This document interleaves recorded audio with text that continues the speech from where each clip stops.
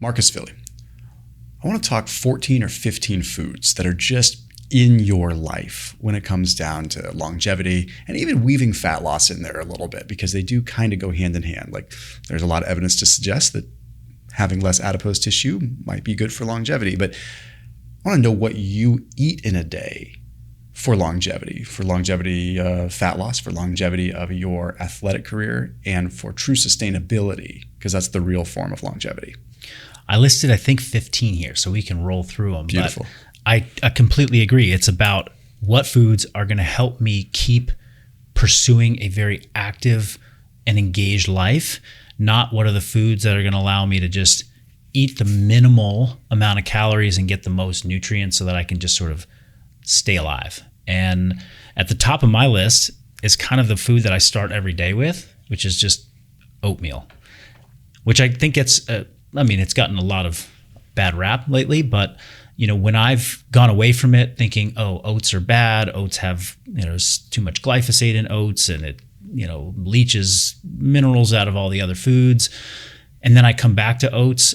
It is a great way to get carbohydrates and energy in the morning. It's really satiating for me, and it pairs really well with a whole bunch of different protein options, which is what I always want to start my day with. And oatmeal is just this nice complement, and it's affordable and it's accessible. And I think any athlete, lots of athletes leverage oatmeal as a great start to their day. It gives them fuel. It's like, what foods, and you'll see this theme throughout, what foods will fuel an athletic lifestyle?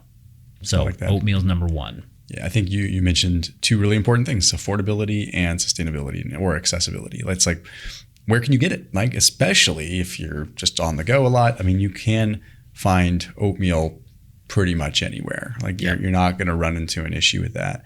When oatmeal is in my life, it comes in and out of my life, depending. I'm not anti-oatmeal.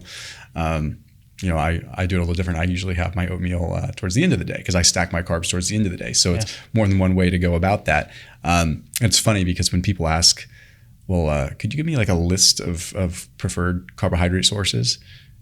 It's like, my list is kind of short, right? I start looking like, I'm like, that's out. I'm like, okay, yeah. It ends up coming back down to like sweet potatoes, red potatoes, butternut squash, and then oatmeal. It's like, you think about how to get carbs outside of like fruit and like sugar. You're like, okay, you start getting down to these refined things that I don't really want in my life a whole lot. So I think oatmeal is a safe bet. I put a link down below for Thrive Market. I know this is a relevant pitch for them, but at the same time, it makes sense. There's a 30% off discount link down below. Thrive Market is an online membership-based grocery store, and it literally is their mission to make healthier food more available for people in areas that cannot get healthier food. They really wanted to make sustainability a real thing and be able to get real good, unprocessed, and even healthier processed food options into people's hands. So that link down below is a 30% off discount link for whatever you choose. You can fill up your grocery cart using that link, 30% off plus a free $60 gift. So 30% off whether you choose some beet chips or whether you choose siete tortilla chips instead of regular corn chips, or if you want jerky snacks or this or that. And a lot of the times it's going to be much, much cheaper than you would find at many grocery stores. So that link is down below. It's in the top line of the description underneath this video. And again, 30% off and a free $60 gift. Next one is whey protein. I figured this one had to be on the list, and again, also pairs very well with oatmeal. I think oats and protes are like been in my life as an athlete, someone who moves, and I've never considered once like, oh, this combination, I'm going to overeat this, or there's going to be too much of this. It's like you're getting a pretty straightforward carb source and a very clean and lean protein source. And I remember hearing my cousin, who I shared with you earlier, it's kind of like early days, 20 years ago, was kind of ahead of his time in understanding nutritional, training science.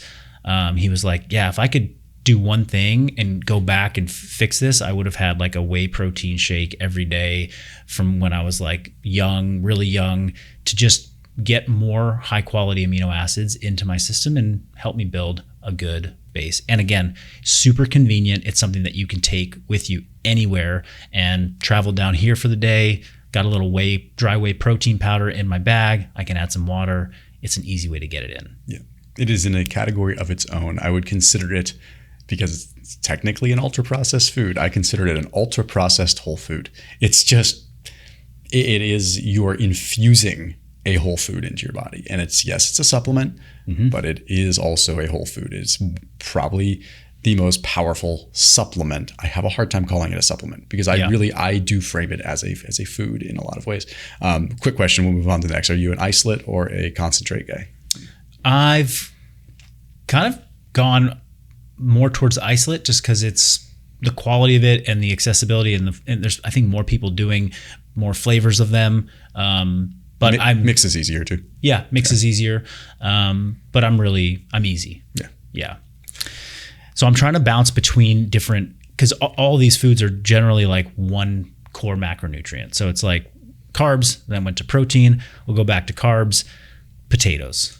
And I'm really a fan of all potatoes. You mentioned sweet potatoes, red potatoes, maybe purple potatoes, but even white potatoes. Like, I unfortunately got pulled into the, carbs are bad, low carb, don't ever eat carbs for a good portion of my CrossFit days, my early CrossFit days. And I remember being coached to reintroduce carbs. Like, you need to get carbs back into your system to be successful as an athlete. I was like, okay, I'll trust my coach. And the first thing I introduced was potatoes. And it was like this almost like magic switch just turned on. I was like, oh my gosh, like, I have more energy to do harder things. And then come to like really appreciate how satiating potatoes are. It's like a meal with some potatoes. If I eat out and I get the potato, like maybe on the plate, it's a bit more energy dense because I got the potato, but I walk away satisfied and I don't go home and want to eat more food. So potatoes are huge for me. At a restaurant, particularly, a cool little trick. I mean, it's really hard to find a carb source that isn't drenched in oil, right? That's like where it's like, the carbs inherently at restaurants are not that bad. It's just the fact that if you get rice, it's probably more calories from oil than it is from rice that's in the rice. So the nice thing with like a baked potato is most restaurants, at least American restaurants, like, you can get a potato option. You can get a baked potato. Yeah. Just get a potato without butter, put salt and pepper on it. Like, it's actually pretty darn low calorie. It's not ridiculously high carb. And it's going to be probably half the calories than if you got like the pilaf. Yeah. And it is one that my children love. And if I chop them up into little fries and spray them with a little bit of avocado oil and put them in the air fryer, they love them. They go crazy for them. And that's one of my favorite ways to consume them too. Next is whole eggs. So back to more of a protein fat source. I have done I'm only going to eat egg whites. I'm going to ditch the yolks and really focus on just like the macronutrient of protein. Sort of similar to potatoes. It's like having whole eggs leaves me feeling so much more full and, for lack of a better word, energized. It's like eggs have obviously, maybe not obvious to some people, but a lot of great nutrients in them. But again, it's like providing just a really simple and quality source of protein and fat all in this one little vessel. And yes, you can scramble them up. You can do a variety of different, cooking methods, but you can cook them very clean without a lot of added other stuff to it by hard boiling them, poaching them. And it's like, actually, when I am at a restaurant and I want to order something and I want to know that I'm not getting a lot of extra stuff in it, I say, could you just poach my eggs for me? And that's just a great way to ensure that you're not getting a bunch of extra stuff that you're not looking for. Yeah, that's the danger of the eggs at the hotels and things like that. It's like, what are you mixing into these eggs and the scrambled eggs, or what are you cooking it in? And again, it's like, people don't realize the amount of calories that add up just in those things, like the oils that are added or the oils that are used just to coat the pan and poached. That's been my strategy for a long time too. Yeah. So the theme that's coming up is like longevity. What's food that's going to fuel you to move and to live a really active and robust life? Because the more active and the more movement you have, that's going to lead to health span, longevity. But they're also foods that on their own taste amazing. They don't need a lot of stuff added to them. They're ways that you can get them simply, and they can fill you up and help you not overeat on calories in other ways. So next is berries, just sort of general berry category. And for me, the way, berries can get expensive if you are consuming a lot of them. Especially if you're trying to eat them out of season, right now is a great time of year because there's berries at every market and, they're just all over. They can still be expensive, but I go for frozen berries. I go to the grocery outlet in my, right by my gym, and I get a 2-pound bag of frozen berries for like $3. It's like so crazy inexpensive. And I buy like 10 bags of them, and I'm having like 300 to 400 grams of berries every single day with my yogurt or with, in my oatmeal. And they're generally frozen berries. I think people miss this a lot. It's like, oh, it's frozen food, it's not as good. But oftentimes the quality of frozen berries is better than the fresh ones that you're buying at the market because they were frozen right when they were picked, and it maybe helped preserve some of the nutrients in it. They haven't actually been, decomposing on the shelf, and they're so easy to just take out of the freezer. You put them in a bowl, let them thaw out on the countertop, or I microwave them for a minute and they get kind of soft. There's a lot of juice in them. Great way to just get tons of micronutrients without adding a ton of calories, and they do fill you up. Yeah, I think you're among friends. I think pretty much everyone that watches my channel is a berry person. Huge berry person. Polyphenols, range in the fiber, everything. I mean, everything about it. Not to mention they are relatively low carbohydrate in the grand scheme of things. Like berries are not like strawberries. It's like a cup of strawberries, like 7 grams of carbs or something. It's like not what people think at all. Like people, even on a ketogenic diet, you can eat a lot more berries than people think. Like you can get away with, especially if you're active. All right. And there's fiber in it too, which I love the fact that berries, pack in a good amount of fiber. Okay, then moving on to rice is on my list. This is more dense. There's more calories per serving of rice than berries. But again, longevity is not about trying to eat the least amount of food possible. It's about getting foods that provide you what you want, and then strategically using them. So where does rice fit in? When are you going to have it in your day? And can you use it? Really, the way I'm using it is to fuel my training or recover from my training. So I love having, rice as a meal right after I train. So I'll train kind of mid-morning, and then my lunchtime meal would be, meat, some vegetables, and then a decent sized serving of my rice, and I would get that right there. And I'm a white rice, very simple steamed person, and we have the rice cooker pretty much at least once, maybe twice a week, going with a big batch that I'll have, my kids have. We love rice. Have you noticed any differences in like how you feel between organic and non-organic rice? It's a common one that comes up with people. I would say no, I haven't. Yeah. Personally, I can't say that I've noticed a difference, although we do buy 50-pound bags of organic rice from Costco. I don't have a lot of variance in the type of rice I'm getting. I think what it is that there's a common rice can be, and this isn't necessarily a bad thing. Rice can have a higher mold count, which really isn't problematic for most people. But if people have mold sensitivities, which there are definitely people, they'll notice when I eat rice, I get like almost what feels like a histamine response. Like they feel inflamed, their joints are, that's a very real thing for people.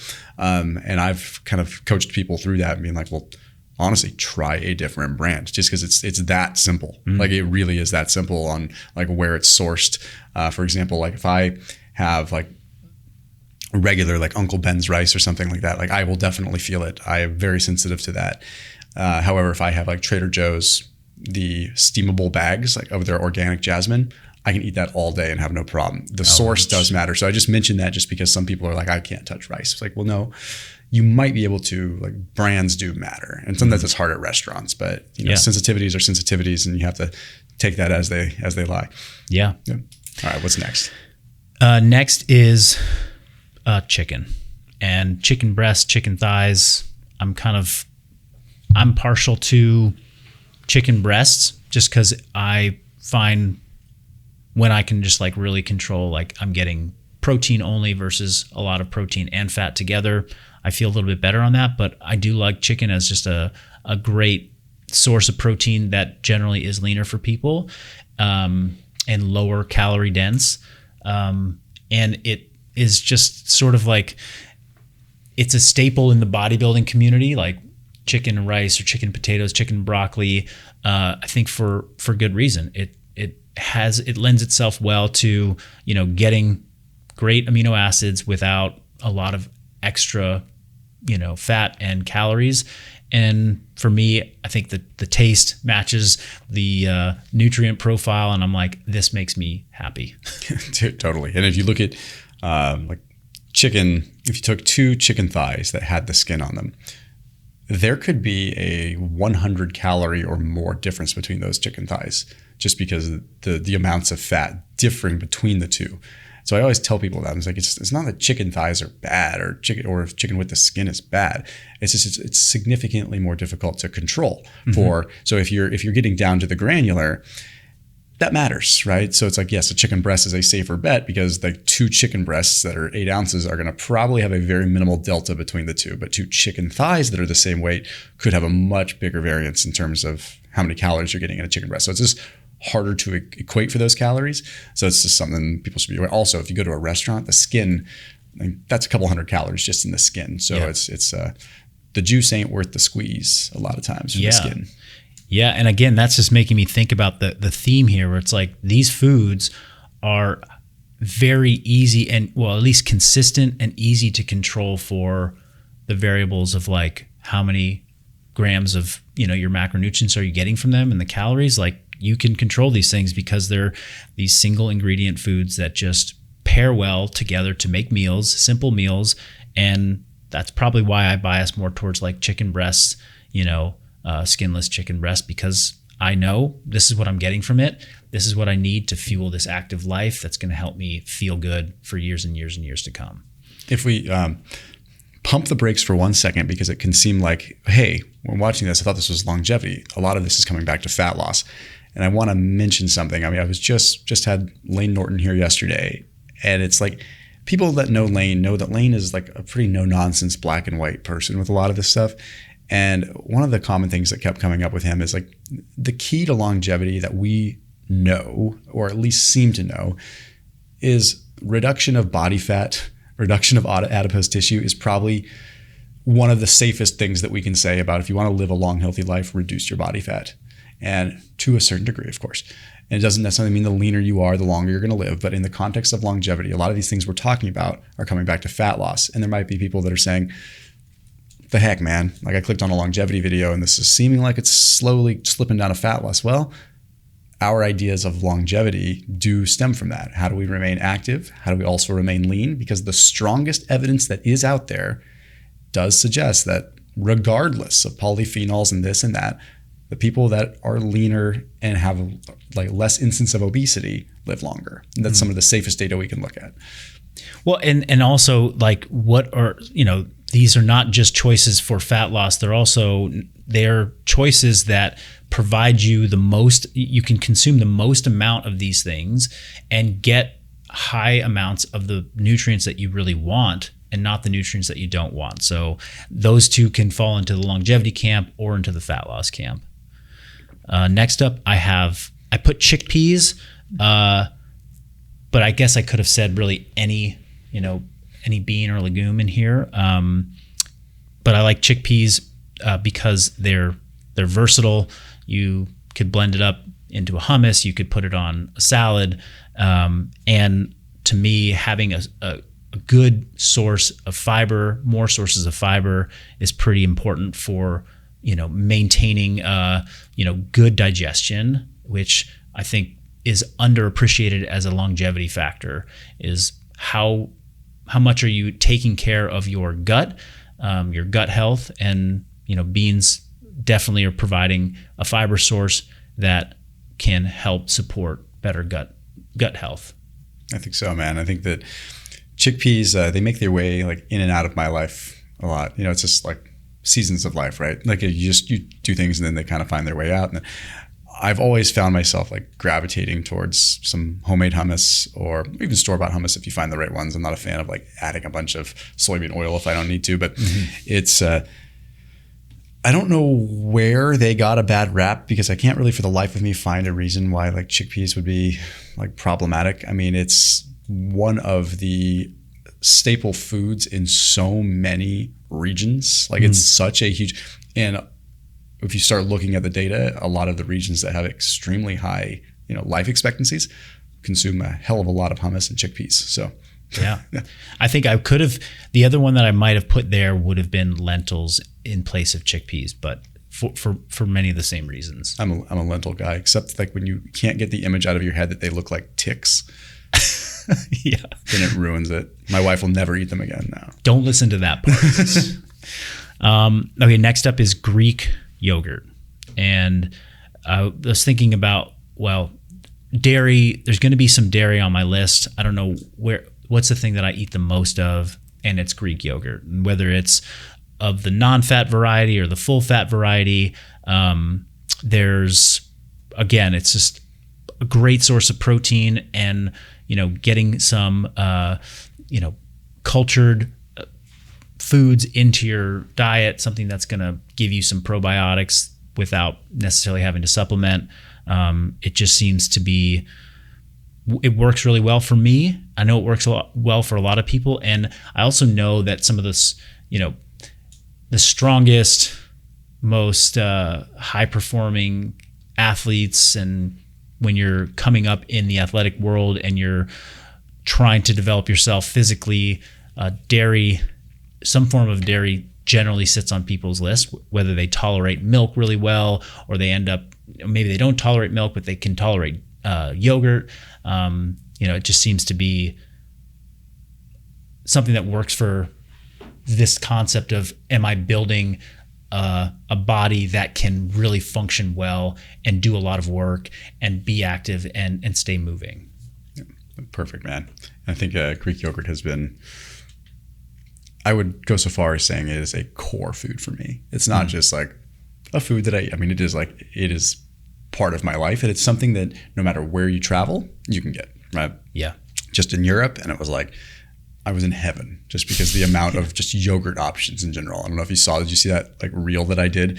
It was like just 2 legit full aisles, so 4 sets of shelves of just yogurt. Granted, some of them were crap with a bunch of sugar added to them, but the fact that there was just that many options of skyr, Greek yogurt, regular yogurt, just like, this is amazing. Yeah, we were just in Sweden a month and a half ago, and it's like the hotel breakfast in Europe is, it makes the continental breakfast in the States look just dreadful. I mean, they are so good. And one of the best parts of it is you go to like the yogurt part of the buffet, and it's like, there's 7 options here, and they all look really, really good. It's like sampling different types of yogurts. This was my favorite part by far. All right, I felt like I needed to have a vegetable on here. So I went with the one that I eat probably the most of, and it's cabbages of all different colors. And I'll do fermented cabbages, so like sauerkrauts and kimchis, or I'll just eat green, purple, Napa cabbages. This is like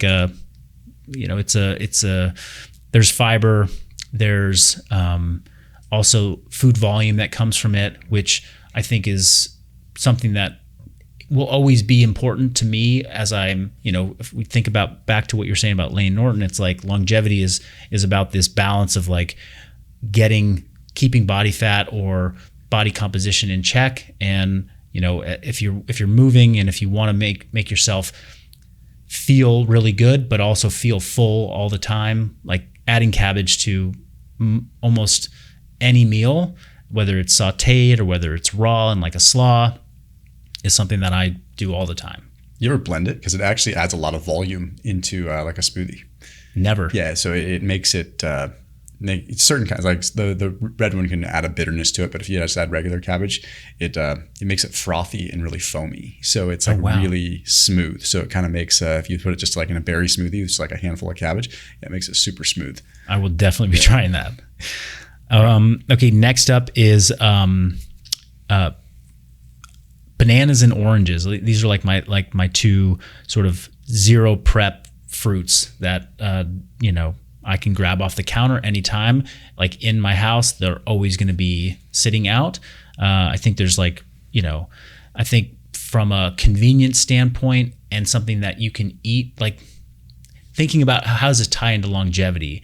We're in a culture where convenience of food is the name of the game. Like, what can you get quickly? And most of the things that are quickly, or easily accessible, that are going to provide you what you think of as like some little boost of energy, generally are not the best choices when you want to live a long and robust life.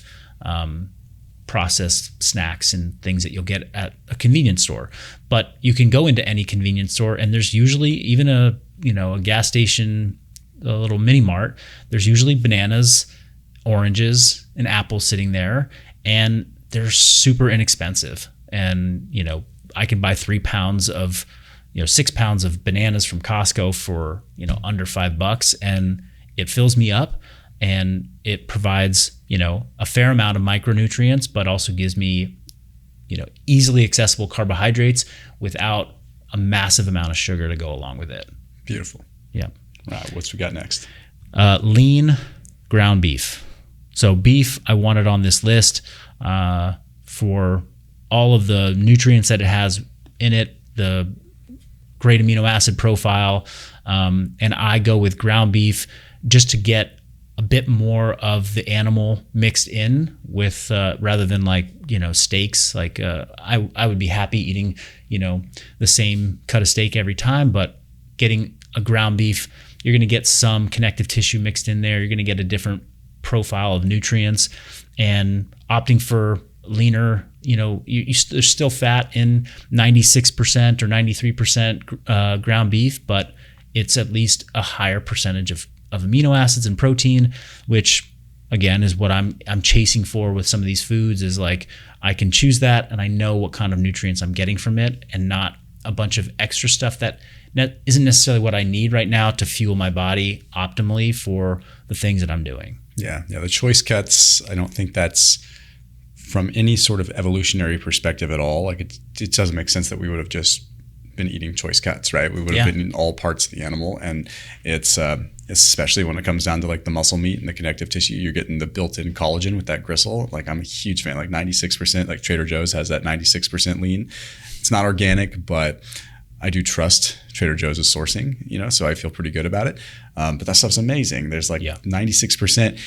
People think, if you're adjusted to eating like an 80-20 beef, it can be a little bit of a shock at first, but you realize like it's almost half the calories. Yeah. So it's legit, and there's so many things that you can do with it. If you just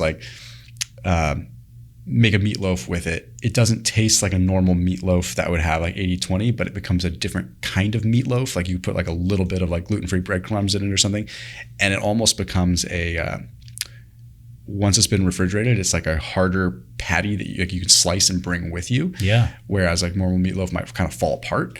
So it comes with its own benefits, even though there's some potential drawbacks with the taste and the consistency, but the stuff is amazing.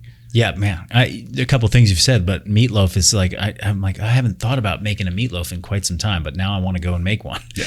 All right. The last two, olive oil. This one, I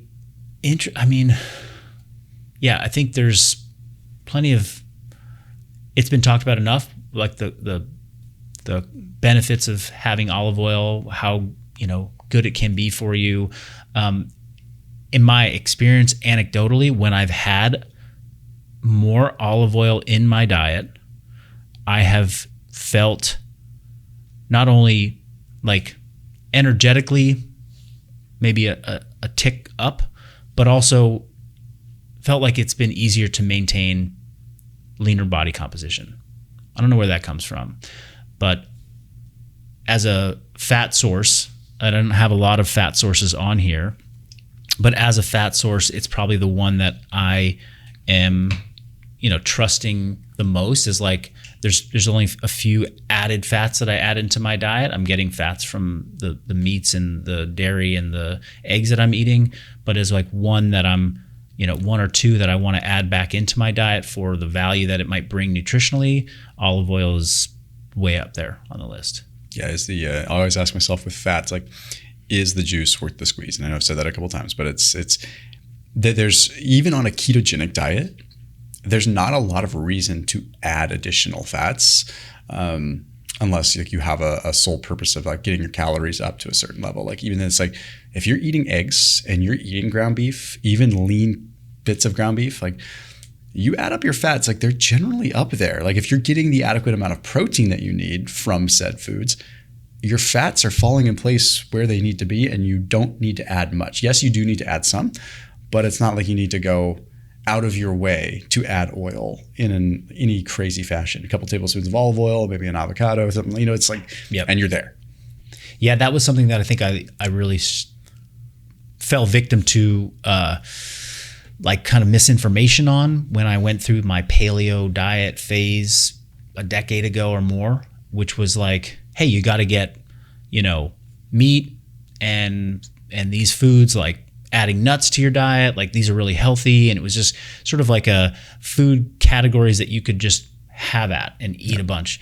And myself and most people that went down that rabbit hole just way over consumed on fat and particularly nuts. Yeah. And it really just became problematic. Maybe just the consumption of that many nuts was a problem, but just adding a bunch of fat to the diet, because it's healthy. It's like, well, yeah, there's good healthy qualities to these fats, but in the grand scheme, how much do you really need to be adding to have what you need out of food to fuel the lifestyle that you want to have? Yeah, 100%. Yeah.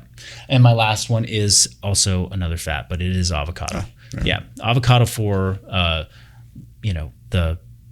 the fat content in it, but also the added fiber.